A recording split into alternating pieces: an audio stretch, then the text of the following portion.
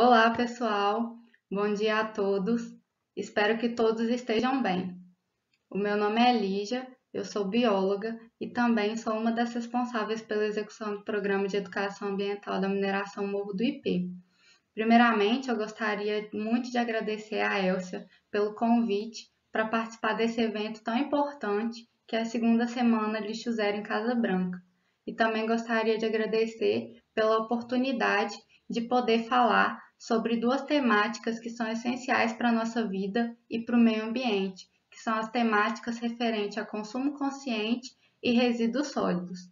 Eu gostaria de começar minha fala apresentando para vocês um pouco da Casa IP. A Casa IP é o local onde eu trabalho e é um centro de atendimento à comunidade que a mineração Morro do IP criou exatamente para atender de forma única as comunidades que ficam no entorno da empresa.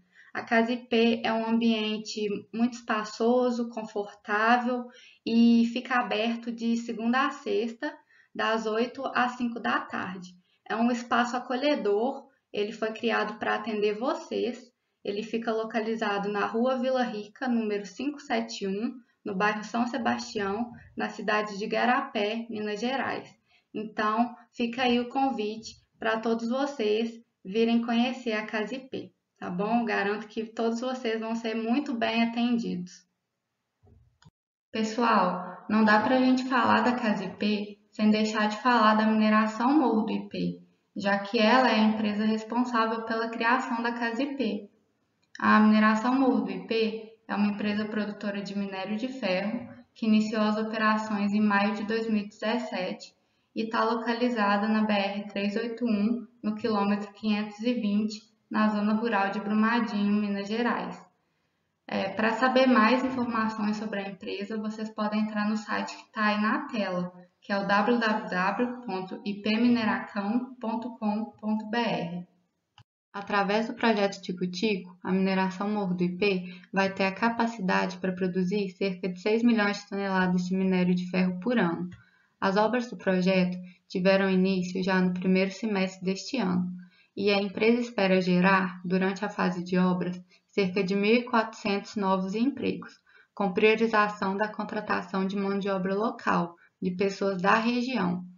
E a empresa pretende fazer isso através de programas de qualificação profissional e também através de um programa de recrutamento e priorização de mão de obra e fornecedores locais, para dar preferência de contratação de fornecedores e pessoas da região.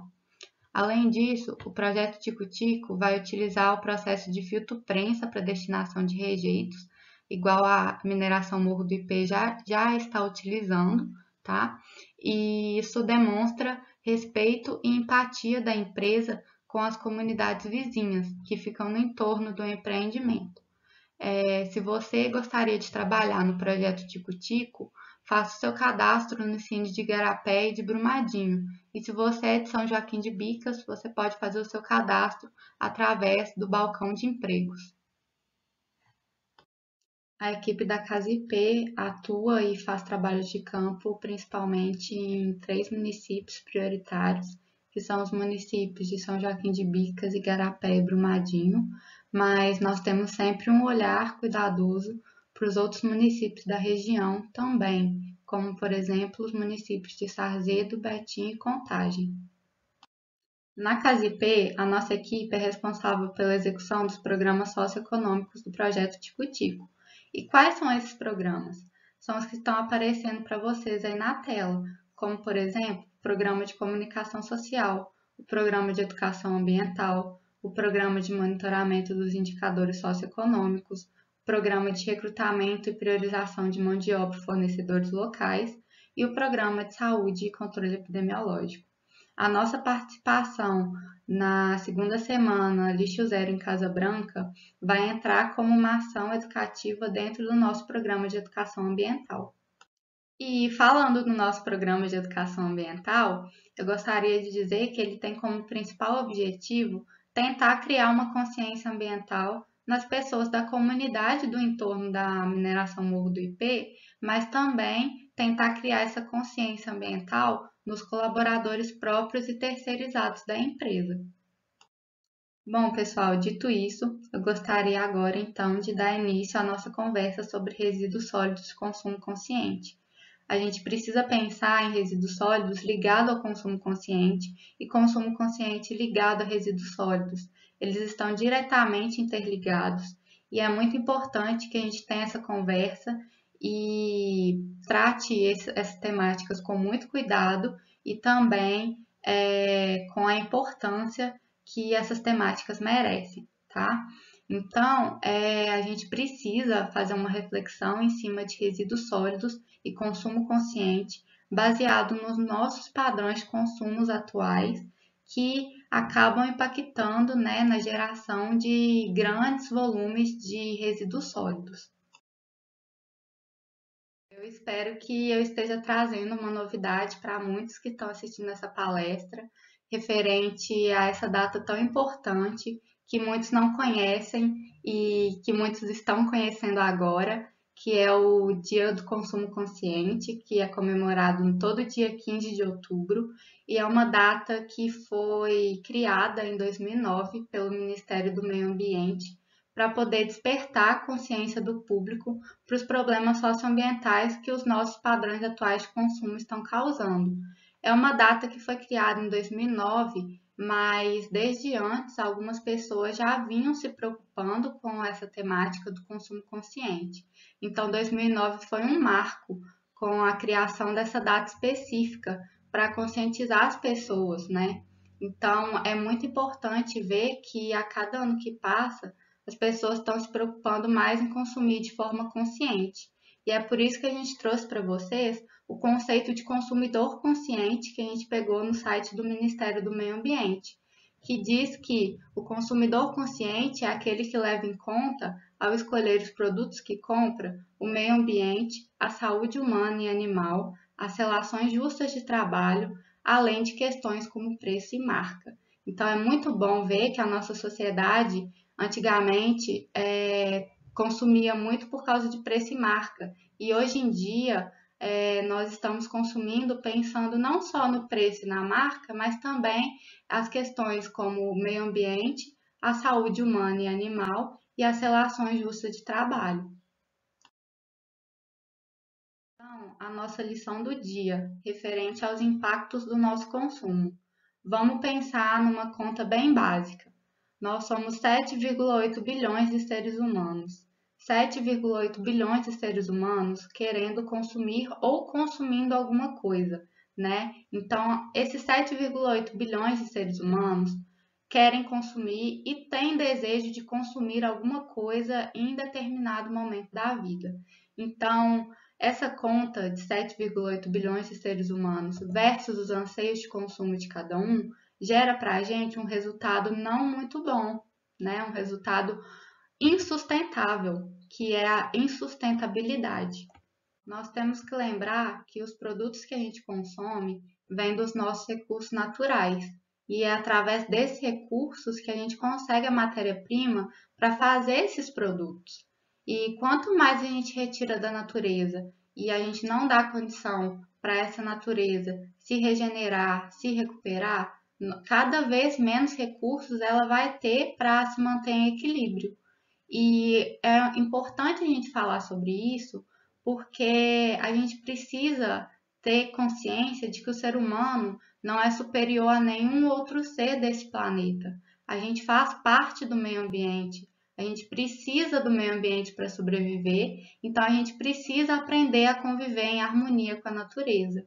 E se a gente não fizer isso rápido, a gente vai ter cada vez mais consequências ambientais, sociais e econômicas oriundas desse nosso consumo insustentável, desse nosso consumo predatório, como, por exemplo, o desmatamento e a diminuição de biodiversidade, a escassez de água, a poluição, o aquecimento global, a carência de energia, alteração na camada de ozônio, geração excessiva de resíduos e rejeitos, entre outros.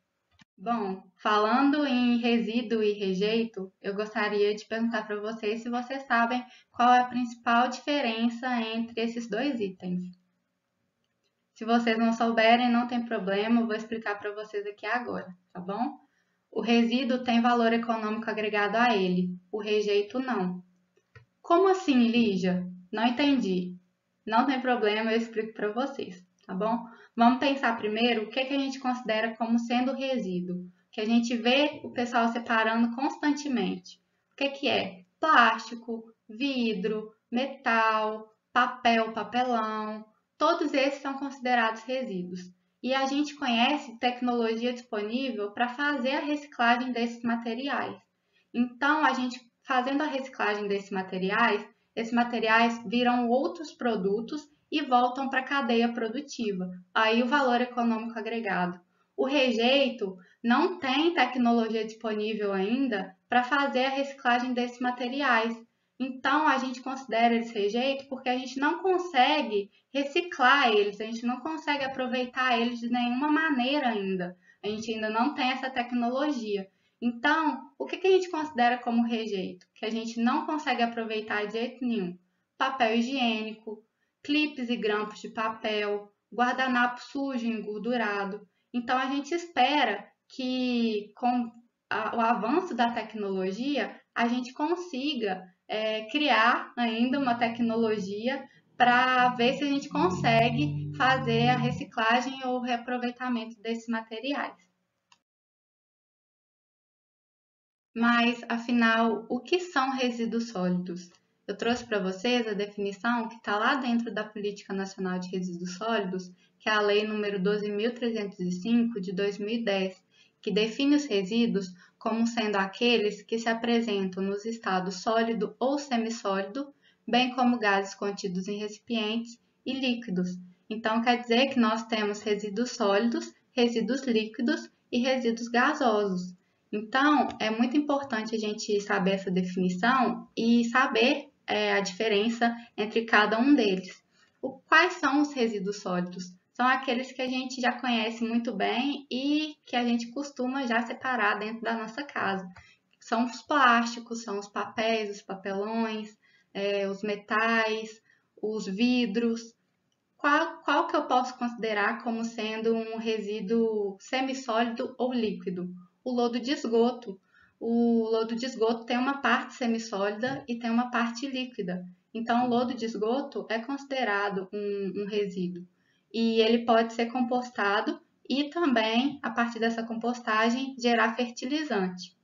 E um exemplo clássico de resíduo gasoso é o gás metano, que é gerado através da decomposição de matéria orgânica, que podem ser restos de frutas, verduras, restos de poda, e a partir da decomposição dessa matéria orgânica, o gás metano ele é captado pelos aterros sanitários e posteriormente ele é queimado e gera energia. Não dá para a gente falar de resíduo sólido sem deixar de falar sobre a segregação desses resíduos, que é uma parte fundamental para a correta destinação.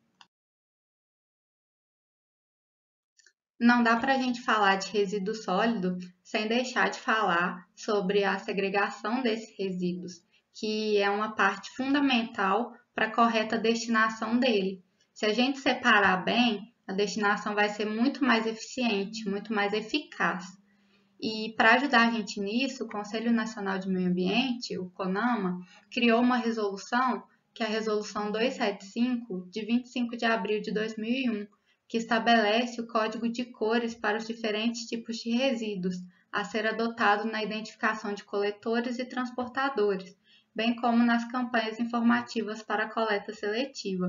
Então, vamos conhecer um pouco mais de quais são as cores, quais são, né, os coletores e qual material que vai em cada coletor de acordo com a cor.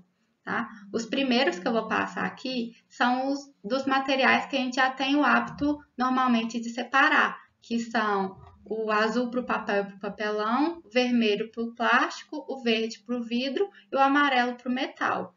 O preto ele é usado para colocar madeira, o roxo para resíduos radioativos, o marrom para resíduos orgânicos, o laranja para resíduos perigosos, o branco para resíduos ambulatoriais de serviços de saúde e o cinza é usado para resíduos em geral, não recicláveis, misturados ou que estão contaminados.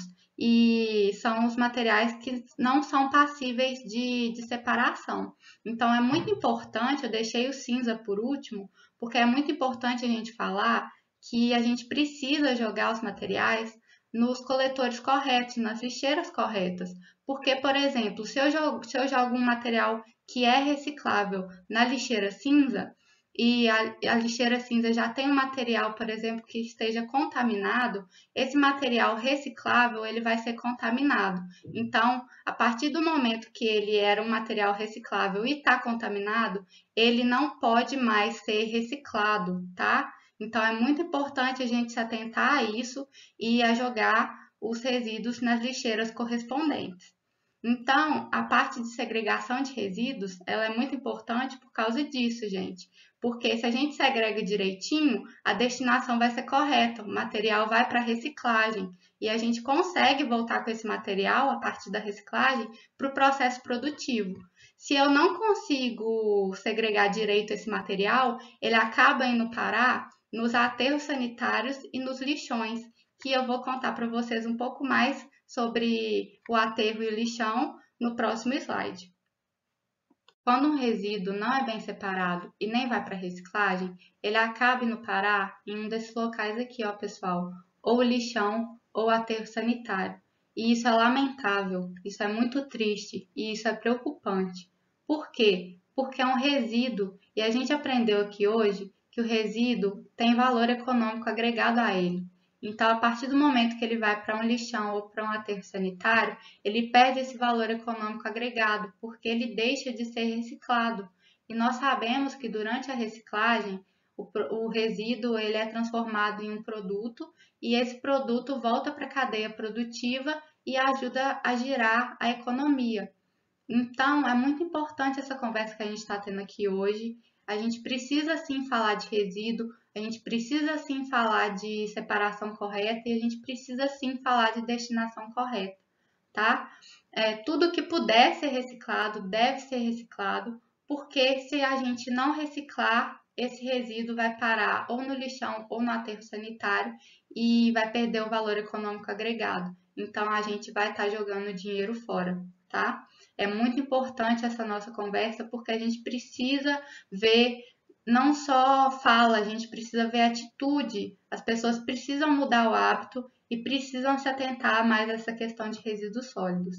E falando em destinação correta, atualmente no nosso país nós temos dois tipos de destinação para rejeitos, né? Deveriam ser só rejeitos, mas a gente sabe que acabam caindo no aterro sanitário muito resíduo e também no lixão muito resíduo. Então, nós temos como forma de destinação, atualmente no nosso país, os lixões e os aterros sanitários. Os lixões, eles não deveriam mais existir porque a Política Nacional de Resíduos Sólidos, que foi aprovada em 2010, estabeleceu que o Brasil deveria estar livre dos lixões até 2014. Infelizmente, essa ainda não é uma realidade no nosso país. Existem muitos lixões e os lixões são basicamente depósitos de lixo a céu aberto, sem preocupação ambiental nenhuma.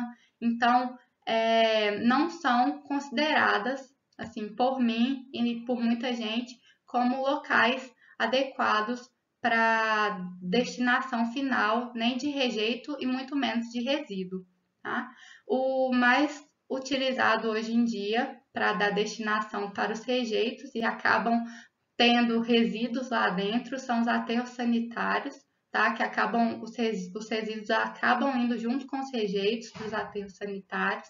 E o aterro sanitário, diferente do lixão, ele tem uma preocupação ambiental na questão de captação de gases e também na captação e no tratamento do chorume, tá? Os aterros sanitários possuem mantas impermeabilizadoras do solo para evitar que o chorume penetre no solo. Possuem também sistemas de drenagem e tratamento de chorume e também possuem sistemas de drenagem de gases, principalmente o gás metano. Os aterros sanitários captam esse gás metano e a partir dessa captação eles realizam a queima desse gás e a partir da queima é gerada energia. Quando a gente fala em resíduos sólidos, a gente não pode deixar de falar o que uma má gestão desses resíduos pode trazer de consequência para a nossa vida, tanto consequências ambientais quanto consequências sociais. E são muitas, viu, pessoal? A má gestão de resíduos sólidos pode trazer consequências na qualidade do solo e das águas, principalmente através da infiltração do chorume no nosso solo, podendo chegar ao lençol freático, contaminando as nossas águas.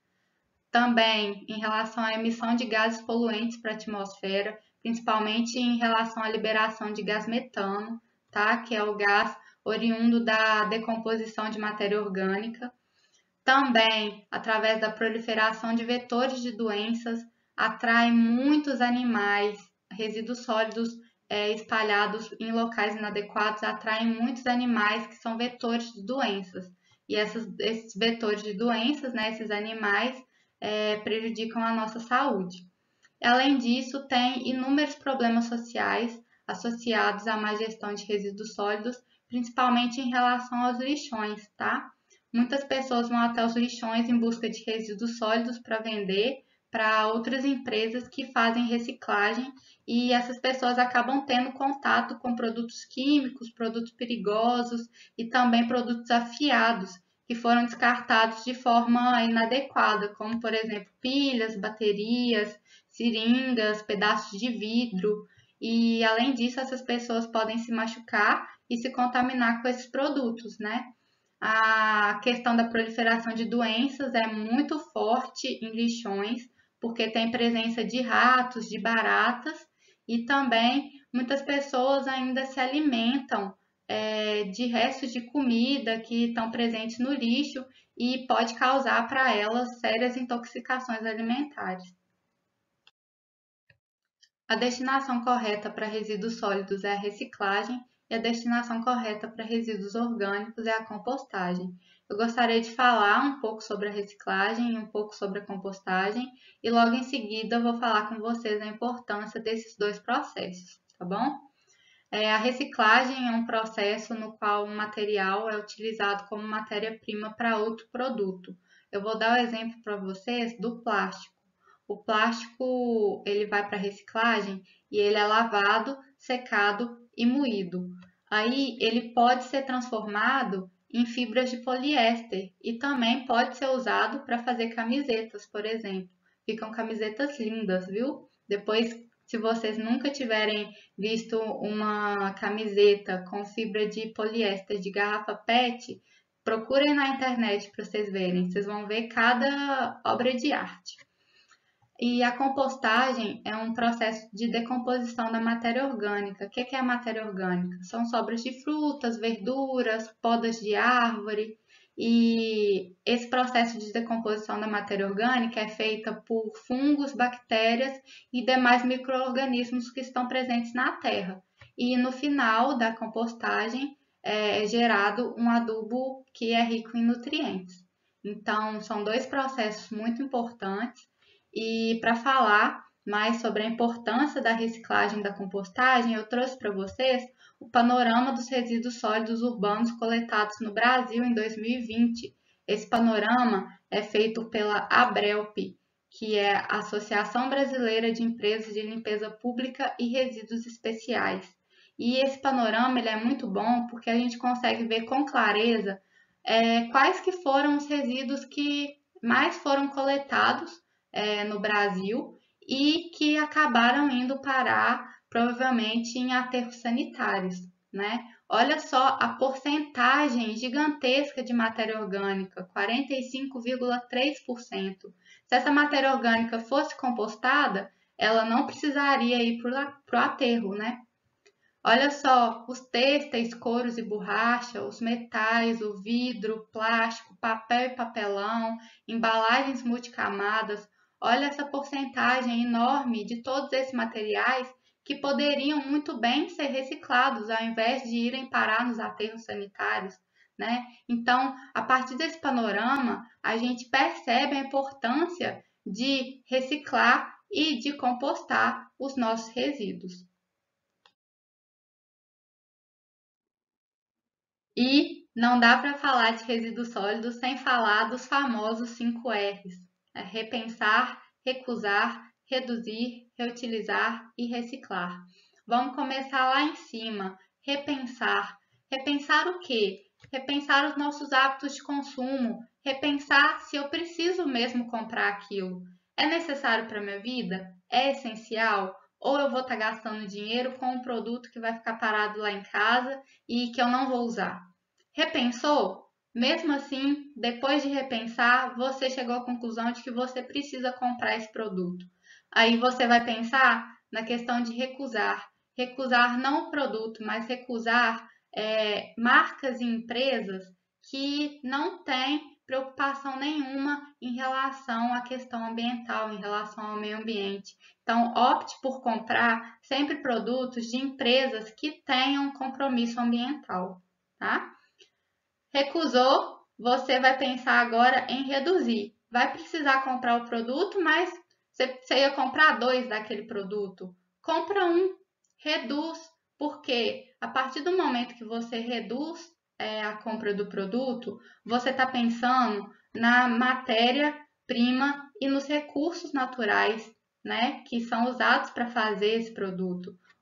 A matéria-prima ela vem dos nossos recursos naturais, vem da natureza. Então, quanto mais produto forem fabricados, forem feitos, mais matéria-prima vai ter sido retirada da natureza. Então, é muito importante repensar, recusar e reduzir. A partir do momento que você comprou o produto e usou esse produto e ele aparentemente não tem mais utilidade para você, você pode pensar em uma utilidade para ele.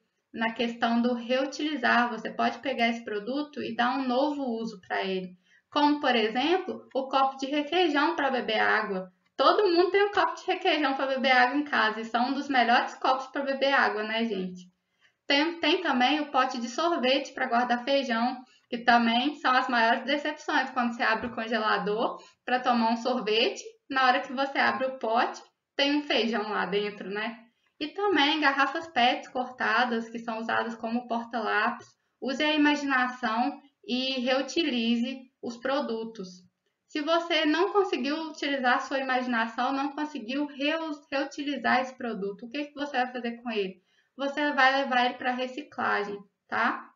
Então, a partir da reciclagem, esse produto vai ser transformado em um novo produto e esse produto novo vai voltar para a cadeia de produção e vai gerar valor econômico agregado a ele, tá bom? A mineração Morro do Ipê se preocupa muito com a correta destinação dos resíduos sólidos que são gerados dentro da empresa.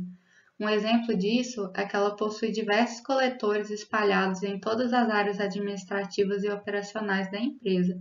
Outro bom exemplo disso é o espaço conservar, que é esse que está aí na foto, que mostra que a empresa tem uma boa gestão dos resíduos sólidos, porque o espaço conservar é uma central de recebimento de resíduos perigosos e não perigosos, e lá é realizado o acondicionamento temporário desses resíduos. Esses resíduos ficam lá até a empresa responsável pela gestão dos resíduos sólidos da mineração Morro do Ipê recolher esses resíduos e dar a correta destinação a eles. Além disso, é importante falar que a mineração Morro do Ipê faz parte do capitalismo consciente, que é um movimento baseado em 4 pilares principais, e esses 4 pilares principais juntos geram um negócio consciente. São esses 4 pilares que estão aí na foto: o propósito maior, a orientação para stakeholders, liderança consciente e cultura consciente. E o propósito do capitalismo consciente e o da mineração Morro do Ipê entrando nesse movimento do capitalismo consciente é gerar um negócio consciente com o propósito de conduzir as operações da empresa de forma humana, ética e sustentável, gerando mais valor para todo mundo que de alguma forma se relaciona com a empresa. Bom, pessoal, eu encerro por aqui então a nossa conversa referente a consumo consciente e resíduos sólidos. Eu espero que vocês tenham gostado, que tenha agregado informações para vocês e espero que vocês se tornem também multiplicadores na família de vocês, para os amigos de vocês. Tá? É muito importante que a gente tenha essas discussões, que a gente fale sobre o tema e espero que tenha sido produtivo para todo mundo que participou, que assistiu esse vídeo, tá bom? Qualquer dúvida, sugestão ou comentário, eu gostaria que vocês deixassem no chat do YouTube para que a gente possa responder as dúvidas, as sugestões ou os comentários posteriormente, tá? E provavelmente vai estar abaixo do vídeo, ou se não estiver abaixo do vídeo, vai estar no chat o link da ficha de avaliação. É muito importante que vocês respondam e nos deem um retorno referente ao nosso trabalho, tá bom? Eu fico por aqui, um beijo, até mais, gente!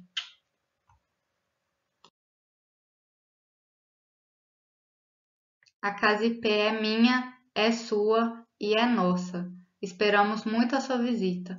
Vamos gerar impacto positivo juntos. Afinal, juntos somos mais.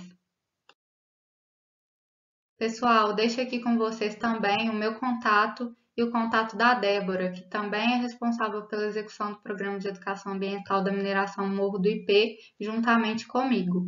Qualquer dúvida, comentário ou sugestão, vocês podem ficar à vontade para escrever para a gente, que a gente vai ter o maior prazer em responder vocês, tá? Qualquer outra dúvida, qualquer comentário, qualquer outra sugestão, vocês podem entrar em contato conosco também através do e-mail da Casa IP, pelo 0800 e pelo WhatsApp. E é isso aí, um beijão e até a próxima!